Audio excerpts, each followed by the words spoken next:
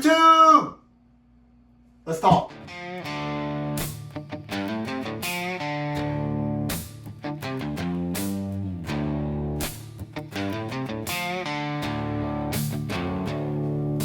Wading deep where the river bends, lines cast out like a whispered friend. Sunrise hits the mountain's jaw, breath freezes quick, ain't no time to thaw. Hooked on the wild, hooked on the free, fly ride dancing like it's part of me. Duck calls echo through the morning haze, Rocky Mountain blood runs through my veins.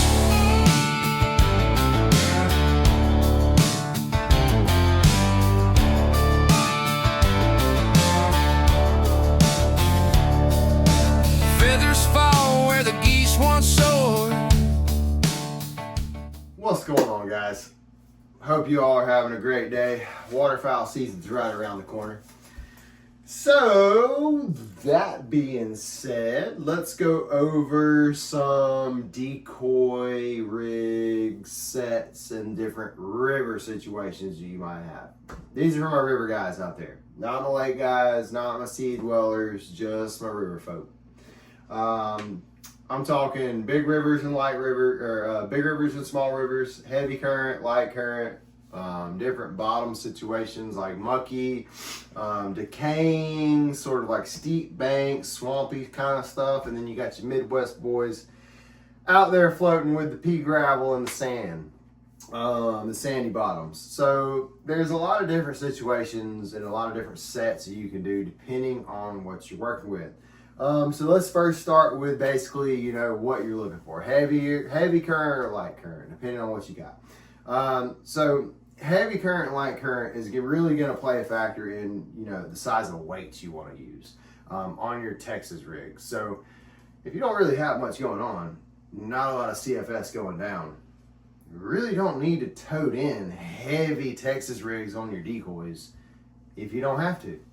I don't like carrying heavy stuff for fun. I used to go to the gym a lot. You can tell I don't anymore. That kind of fell off way back in the past. So I like being efficient. If I can save energy when I can, I like to, especially when I'm out west and a little higher altitude, dealing with a lot thinner air. I'm from Georgia. I'm a flatlander. I migrated, just like everything we're going after. So sometimes I like to go a little bit heavier just because of sandy bottom and heavy current. So the reason I said sandy bottoms play different factors in different ways in your spreads, believe it or not. One, typically you're gonna have to have a little bit heavier of a weight because that weight pulls out of that sand a lot easier than it does if you're hunting swamps or muddy, mucky, decaying ground. If you don't believe me, go take a walk through your swampy creek and see how many times your shoe gets sucked off your foot. So once you drop those weights in, you punch them into that mud, they typically don't really go anywhere. Sandy stuff like the Platte, South Platte, North Platte, anywhere South Dakota, North Dakota. Once you get on the west side of the Rockies, you go there to Colorado River, Blue River, all that sort of stuff, you're dealing with a lot more sandy bottoms. And where that plays a factor is early season when you still have green moss and algae that can be floating down, and as well as just heavy rain situations when you've got sticks, logs, stumps, trees, limbs, etc. knocking your decoys out of the way. Nothing's worse than getting the spread the way you want it. You got the boys in the blind, painted up, ready to go, sun's starting to crest. And the new guy looks over and says, "Hey, there's a duck already here." And it's one of your decoys floating 20 yards down the river.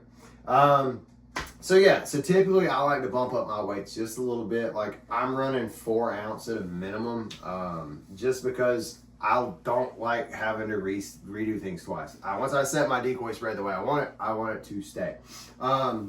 So going back to heavy current and light current. So where your break points are is where you really want to focus on setting those decoys if you're hunting heavy current. I hunt a little bit of the Colorado River, a tad bit of the Blue, some of the Platte, some of the South Platte, North Platte. So anywhere you have sandbars where basically the river goes around a sandbar and comes back together, that's going to force almost like an idle current. Ducks love to sit there. That's where I'll kind of focus on putting a few decoys just to kind of get them to land in on that just a little bit of a faster water to try to swim up in it, but it's a really easy way to figure out where your kill hole is going to be. Another situation, my boys down south, southwest, southeast, especially over in the East Coast, Kentucky, Tennessee, you've got those slow, winding, wooded, steep bank rivers. You guys know just, better than anybody, man, behind trees, behind blowdowns, behind big rock points where your current breaks and food is available, ducks will be there. So it really depends on what kind of bank you're dealing with. Large sandbars, wooded, swamp, or steep banks. So wooded, swamp, steep banks, decaying bottoms, that sort of thing, where you don't have the massive area to really stretch out a spread, or really there's not going to be a big number of birds land in that area. You may not even be in a main flyway where you have a flock of 2,000 geese landing in on you. So what that typically means is you're going to be hunting with a lot smaller stuff. So, keep it small on those rivers, especially in tight spots. I like to, if birds are working the area, unless you're trying to run traffic, which typically southeast, you're not really running traffic because the migration's not massive like it would be in the Mississippi Flyway or the Midwest out in like Kansas, South Dakota, North Dakota, Nebraska. You're going to be mainly hitting those local birds. So I like to drop down a half a dozen, man. Half a dozen and something to get their attention, whether that be flock of flickers, some kind of spinner, water splasher, anything like that is a good way to go. It's light, it's easy, and you're not going to overdo it. You're not going to basically have a bird come around the corner and see something that he's never seen. The most important thing, remember, when setting your spread is match what you see all the time. If you see, if you're a goose hunter and you're driving down and you see a bunch of fields and you see family groups all over the place, when you goose hunt, don't just set one massive, humongous spread with decoys all over there. Set family groups. Mimic what you've got going on in your area and you will have success. Just as simple as that. So, remember with smaller areas like your wooded areas, your cedar breaks, don't pack in your spot with decoys. Don't bring in 50 decoys when you got a spot big enough for 12. If anything, cut back on that to give your birds more room to land in, and you're good to go. So let's move on from that wooded stuff. Let's go back into the large sandbars. This is my favorite. This is my forte. This is what I love to do. Basically South Platte, North Platte, we're on Colorado, anywhere Midwest, Colorado, Nebraska, I love it. I'm in on it. Wyoming, I'm there. So it really depends out there, and you guys out there, the diversity of what you have around and how you want to set your spread. I like to imitate large feeds. I've noticed over my past few years scouting, being back out there scouting in the Midwest, I'm seeing more large feed mixes rather than my smaller groups. I say that. I said that wrong. I don't see more large feeds. I do see feeds that are mixed in with a lot of groups. So I'm actually focusing on that scenario rather due to the study of when I do see those big feeds and the birds that I see flying around, they have little to no hesitation to dump right in. That's what I'm looking for. I'm looking for something that makes it just completely comfortable for any bird flying around or flying that river. I want him to feel like he can just go right in, take a sip, take a drink, do his thing, chill out, and he feels right at home. So doing so,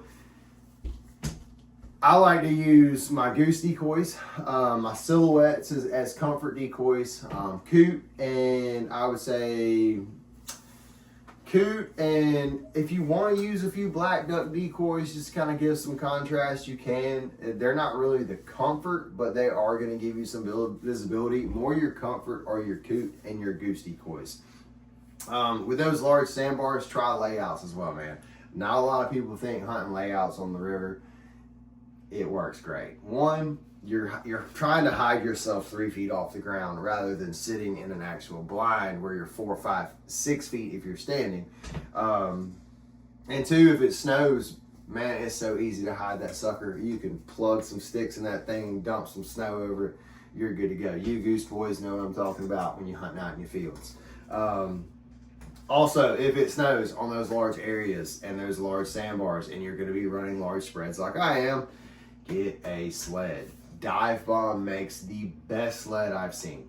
It is durable, it's wide, it's tall, it's got straps, it's got stubble straps if you want to camo it, it's got pockets on the inside. That sucker is amazing. I've got 2 of them. My spread is a pretty good size. I like to run anywhere from, if I'm hunting big river sandbar, 2 dozen to 8 dozen silhouettes for geese, another 2 dozen to 5 dozen silhouettes for ducks. I also have 4 dozen floaters, anywhere from 0 spinners if I'm not feeling it to 4 spinners, and I've got flocker flickers and all the other good stuff. So it's really, you can take it as far as you want, but just remember, match what you see in your area. If you don't see 150,000 birds sitting on the bank, don't put 150,000 decoys out. If you see 20 ducks and 50 geese, try to match somewhere close to it. You ain't got to be like 20 and 50 exact, you know, throw a dozen ducks out there and throw 20 geese. Great, rocking and rolling. Those are kind of like the typical things you want to look for. So back to the what kind of bottom you're working with. That's where, and believe it or not, man, this does play a factor in how big your spread is. It's kind of weird to say, like, what do you mean the bottom of the river will, you know, play a factor in how many ducks, how many decoys I use? Well, sandy bottoms require a little bit heavier weights. Let me tell you, I do not like carrying a bunch of these heavy things for half a mile to a mile and a half into a SWA and hunt with it. I'd rather use the lightest weight, so I'm not burning as many calories, man. I don't have many to lose. So, sandy bottoms, you typically want to use heavier weights. These Texas rigs, I like to go, the smallest, man, is 4 ounces. I use these things, or not these exact, but I use some 4 ounces about 2 weeks ago during teal season, and I watched teal floaters be drugged down with 4 ounce weights. So I bumped it up a little bit to 6 ounce, just because it doesn't really bother me as much walking in anymore, and I don't have to really worry about getting everything set up. Now I'm looking at getting stuff set up in a blind, and my decoys are now headed to Nebraska. So yeah. Now, that being said, there's different styles. I've actually found this pyramid style right here works very well for what I'm doing out west. This thing punches into that sand. You surf fishermen know what I'm talking about. This thing punches into that sand, and it's so hard to bring out. So, I have a guy that's really close. He's located in Georgia. He makes these Texas rigs. They're great. He actually custom makes the links that you want when you order them. I don't think the price fluctuates until you get to like 8 feet of cable. He's got reinforced swivels on them, and he also coats them. Now, I want to go over the coating. That's something that I don't see, period, at all, until now. And it's really weird for the fact that coating your decoy weights will save you a lot of headache and will actually keep from flaring birds. Where I'm at, we like to hunt some sandbars, we like to hunt some shallow shelves and that sort of thing. So when we're working birds, and if it's somewhat of a sunny day, those birds are working over the top, and when they look down at the spread, all they see, if these things are not coated, or a bunch of little reflectors coming right off the wrist, straight in their eyes. just like a watch. No different. I mean, all it is just a reflector, just hitting them in the face. And it'll flare birds, period. I've watched it. I've noticed it. I've seen it. I'm like, why are ducks flaring? We're hiding. There's no way they can see us. Spread looks great, and I walk out in the middle and I look down and it's like somebody dumped a bunch of little quarters out there. So really think about coating these things. If you don't have it done, I mean, it's real easy to do yourself. You can order the paint to dip them. It takes about a day and a half to dry, but my guy Chris does these himself. If you ask for it, I think it's like $5 extra a dozen. Speaking of that, he makes these things in 8 and 10 ounce, 5 and 6 ounce. So he made these right here. These are some 8 ounces. I've got some goose floaters coming from Dive Bomb here to take out in December when we go on our trip, just to kind of like beef up some things a little bit. And I didn't want them to move. 8 ounce Pyramid Seekers are going to hold those suckers right where I want them. So you can custom order these things from him. I will drop his Facebook information, a link to his page in the description below. So hit him up. I'm also going to put a price point or a price sheet in the video, so you'll be able to take a look at that right about now. Yeah, hit him up. I think they're about $30 a dozen. That's nothing. Like $30 a dozen for these things. So technically $35 if you get them dipped. That's dirt. So after you spend $200 on floaters, a dozen floaters, and now you realize that you still have to get the Texas rig like I do, now you don't have to scratch your head about it. Plus, Christmas is coming up. If you get somebody decoys, get them some Texas rigs. That way they're not just like, oh, I gotta go get Texas rigs before I can use these. So yeah, let's move on. When I say water clarity, you guys in the Southeast know, y'all have muddy water. So really coating these things is not gonna do as much. Water clarity is gonna be like when I'm out west and that sort of thing, that's when you wanna use it. Spread sizes. Smaller river situations go with smaller spread. Spinners, use them as you want, man. I like to use them in certain times. If I get one whiff of the ducks are starting to flare with a spinner, I'm yanking it. Flat out. Everybody and their mama uses spinners from Canada to Mexico, and those ducks see them the entire way down. I would rather go with some kind of splasher if I can. Flock of Flickers are great. The new ones are amazing. I don't know if you... I use the old ones. You guys probably have as well, or maybe you didn't. The reason they were not as good is the seal on them. The water would get in, it would fry that motor, one use, and they're done. They have re-innovated their design on these things. I've used them 4 or 5 times now. Early teal season, not a drop of water gets in them. They're fantastic. Get you about 4 or 8 of those things, sprinkle them out throughout the spread, dude. They'll do you wonders. So back to the large river spreads. When I said comfort decoys and goose decoys and coot decoys, what I like to use, I use mainly Dive Bomb. Dive Bomb makes a great decoy. They make sturdy, durable, great material. Like these black and whites right here. I love these guys as far as an attractor decoy. You can see this thing from the next state. It is unreal. You don't have to get a lot of them. I don't get 5 dozen and put just black and whites out. I like to get normal silhouettes. So these are the V2s. I do have the V3s. They look amazing, y'all. High definition, great construction, anti-fade resistant technology on them. I'm excited to use them this season. It's going to be a blast. But I will use these flocked head silhouettes by Dive Bomb, and I will mix some of these black and whites in there with them. Now, when I mix them and match, I only like to use maybe 2 dozen of these black and whites. I don't like to go crazy.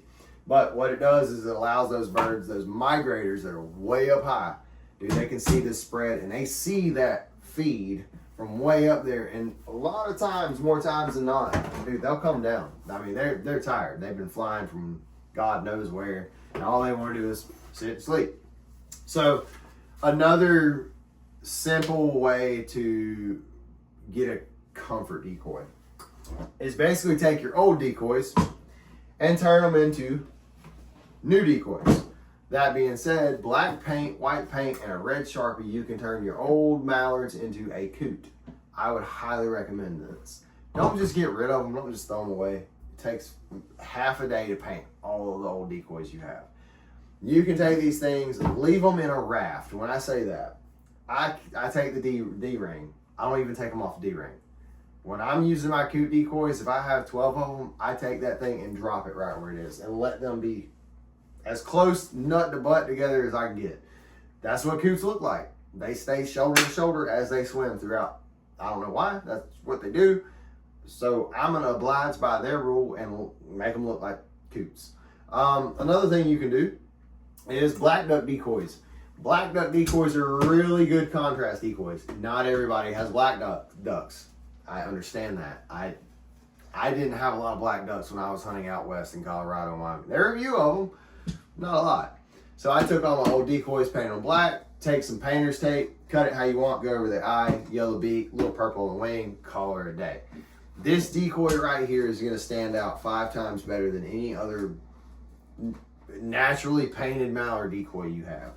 It's not a full spread decoy. Like I said, it is a comfort decoy and also a contrast decoy.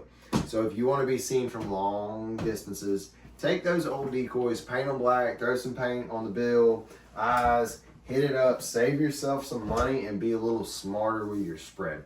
So those things are really the kind of key tactics I focus in on right now with my spreads, my river spreads especially. Main thing, guys, you got to lock in the hide. If you're not hidden, it's not going to work anyways. Make sure you hide, and hide some more. If you think you're good enough, go get some more. Keep doing it. Typically, that's a great thing to do with the newbie. If you're trying to set the spread, you've got some new guys around, have them cut some, you start cutting limbs, bring it to you, and at the end, slap it all together. We're ready to roll, call it a day, and go shoot some birds. I hope this helped you guys out. If y'all have any questions or any thoughts on what you guys would like to see, want me to do a video on, drop it in the comments, and I will much oblige. Until then, you guys have a great waterfowl season. I'll catch y'all in the next video.